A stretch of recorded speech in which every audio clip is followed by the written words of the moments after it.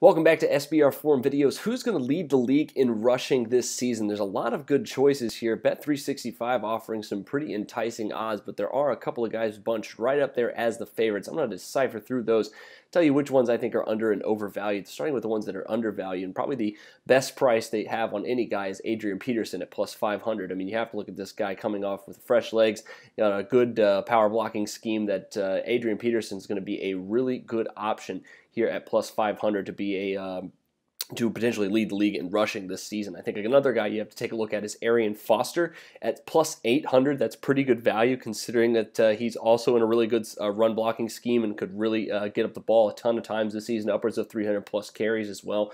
And if he stays healthy, I think Arian Foster is still at the point where he can outduel some of these guys who are a little bit older as well. And another guy that I think has a pretty good shot here as a favorite is Jamal Charles. Looking at him at his price, I think you have to see him as a viable option in a very good run offense as well, and a team that's going to be reliant on him as well. And I think he'll definitely be in line for a much better season this year, as long as he can stay healthy as well. I think some of the guys potentially overvalued, though, is DeMarco Murray.